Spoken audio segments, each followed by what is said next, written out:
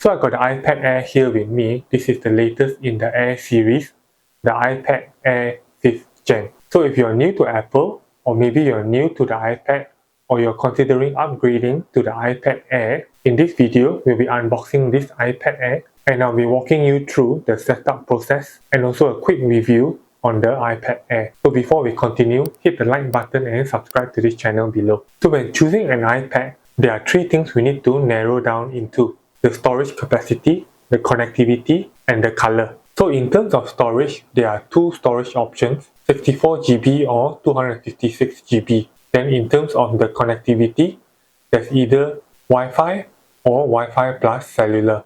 Then in terms of the color options, there are 5 color options and they are space gray, blue, pink, purple and starlight. So I got the 64GB Wi-Fi and space gray model, and in terms of the screen size is 10.86 inches. So on the back of the box is basically some product and manufacturing information, the storage capacity, model type, what's included in the box, and yada yada yada. So let's take out the iPad from the box. Here it is, the back of the iPad. On the bottom here, we have these 3 big dots. So googling on Quora, they are actually part of the Apple Smart Connector, the 3 dots. The Smart Connector is a magnetic interface that allows you to connect accessories such as the smart keyboard to your iPad without the need for Bluetooth or other wireless connections. Then up at the back of the iPad is the back camera. So this camera is 12 megapixels wide camera. Then on the front here, the front camera is 12 megapixels ultra wide with center stage. And I want to mention here that I've already opened the box much earlier and put the screen protector on the iPad. When buying the iPad, that time I had the option of either getting the clear screen protector or this paper-like screen protector. Since I'm going to use it for writing, I got this screen protector. It's not only a screen protector, but when you write with the Apple Pencil, it will feel like writing on paper, which has that paper feel. So if you want to get this screen protector film, I'll put the links in the description below. Now back to the unboxing. In the box, under the iPad, we got the instruction manuals and the usual Apple stickers, 2 stickers here. In Malaysia, the manuals come in 3 languages, English, Mandarin and Malay. The manuals here give you a brief introduction to the hardware, buttons, Apple Pencil and gestures, as we see here. Then in here, we have the charging cable, the USB-C charging cable. Then we have here the 20-watt USB-C power adapter, and I like it that the plug is foldable, which is different from the previous Apple adapters that we know. So let me know your thoughts in the comments below on the power adapters. Then unwrapping the USB-C cable, measuring from end to end is 1 meter, and it supports charging of up to 60 watts and transfers data at USB 2 rate. So now let's on and set up the iPad Air. First, we have to choose the language. Then the next step is to select the country or region. Then set your accessibility option. Then you can customize your writing and spoken language. Then next is to here connect to Wi-Fi. Then after connecting to Wi-Fi, we have to set up the Touch ID. So the Touch ID is on the top right of the iPad, and it's very easy to scan your finger. It is so much easier and better than the fingerprint readers at the bank or government offices. Anyway, back to the iPad, you can add a few fingers into the database so that you can scan with any fingers. So if one hand is occupied or one hand is holding your iPhone, the other hand, the fingers, you can use to log into your iPad on the Touch ID. Then after setting up the Touch ID, we have to create the 6-digit passcode, because in the event that the Touch ID somehow cannot recognize the fingerprints, we can still key in the 6-digit passcode. Then after you've created the password, you have to choose how you want to transfer apps and data to the iPad. So you can restore from iCloud backup, restore from Mac or PC, transfer directly from iPad, move data from Android, or don't transfer apps and data. So I'm going to don't transfer apps and data. Then you can log in with your Apple ID. So to log in with the Apple ID, you will need to verify with another of your Apple device. Since I have an iPhone, I receive a 6-digit code on the iPhone. So then it will automatically log in on the Apple ID in the iPad. Then after logging in with your Apple ID, you can transfer the apps and data, settings and Apple Wallet info from the iPhone to the iPad. And since there's nothing much to do here, I'm going to tap Customize to the next screen, which is on Update your iPad automatically. So future software updates will be automatically downloaded and installed for you as they are released. You can manage this in software update settings. So anyway, I'm going to continue to location services. Here in location services, it allows maps and other apps and services like Find My to gather and use data indicating your approximate location. Here you have the option to enable or disable location services. Then we move on to Apple Pay. So in Apple Pay, you can add cards now, but I'm going to set up later in settings. Then the next screen here is on to setup of Siri, which I will also set up later in the settings. Then next is screen time. So you'll get a weekly report with insight about your screen time and set time limits for apps you want to manage. And there's nothing much to do here, so I'm going to continue to Apple Analytics. Apple Analytics is to help Apple improve its product and services, so you can choose to share or not to share.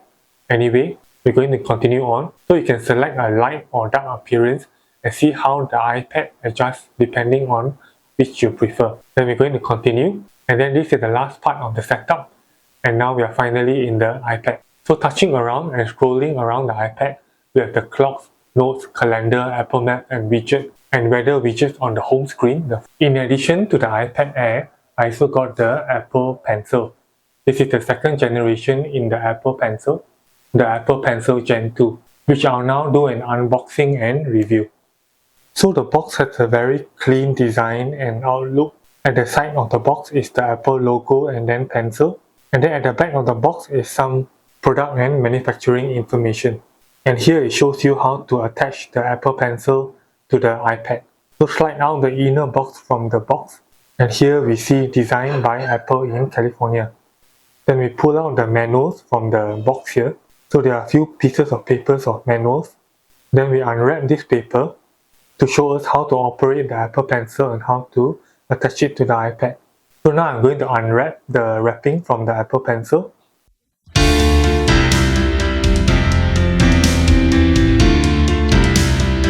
So here's the pencil after unwrapped from the wrapping.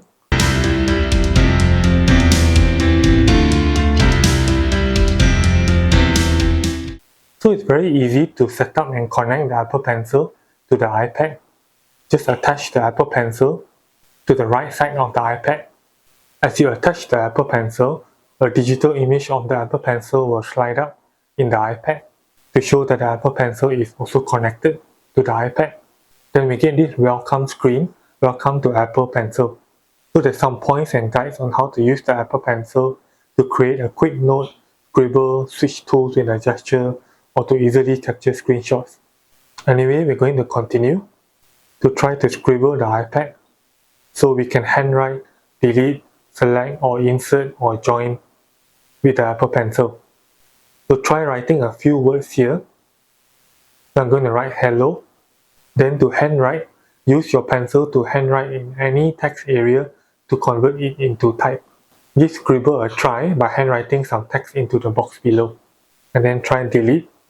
So you show me how to delete with the Apple Pencil. Basically it's just to cross out. Then to delete, remove editable text just by scratching it out. Try deleting a word from the box below by scratching out horizontally or vertically over the word. And then to select, we just draw a circle around the word to select the word or the phrase.